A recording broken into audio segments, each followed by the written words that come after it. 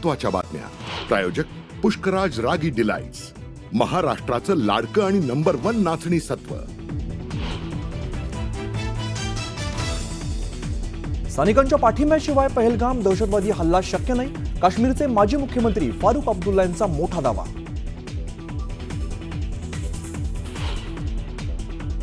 जम्मू काश्मीरचे मुख्यमंत्री ओमर अब्दुल्लांनी घेतली पंतप्रधान मोदींची भेट. तब्बल अर्धा तास दोन्ही नेत्यांमध्ये चर्चा. सिंधू करारावर चर्चा झाल्याची माहिती.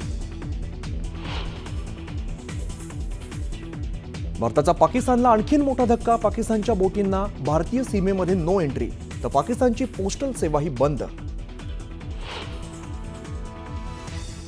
भारत सरकारचा पाकिस्तानला पुन्हा एक दणका. सर्व वस्तूंच्या आयात निर्यातीवर घातली बंदी. पहलगाम हल्ल्यानंतरही पाकिस्तानची मस्ती कमी होईना. अब्दाली क्षेपणास्त्राची चाचणी करून भारताला युद्धासाठी उकसवण्याचा प्रयत्न.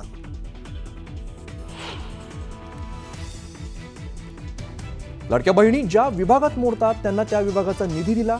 सामाजिक न्याय विभागाचा निधी वळवण्यावरून अजित पवारांचं प्रत्युत्तर. शिरसाटांचे गैरसमज चर्चेतून दूर करण्याचाही वक्तव्य.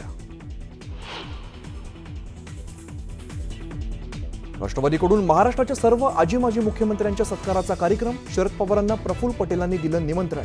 अजित पवारांची माहिती. शिर्डीचं साई मंदिर पाईप बॉम्बने उडवून देण्याचा धमकीचा मेल. अज्ञात व्यक्तीने मेलने धमकी दिल्याची माहिती. साई संस्थांसह पोलीस यंत्रणा अलर्टवर.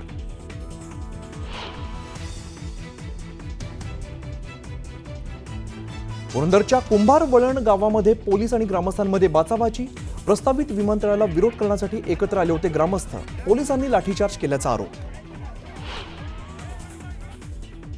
राजकोट किल्ल्यावर उभारण्यात आलेल्या छत्रपती शिवाजी महाराजांच्या पुतळ्याचं 11 मेला होणार अनावरण. मुख्यमंत्री फडणवीसांच्या हस्ते पार पडणार अनावरण सोहळा.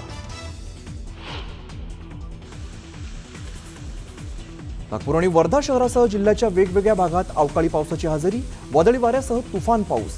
काही ठिकाणी विजेचे खांब तर घरावरील पत्रे उडाल्याची माहिती.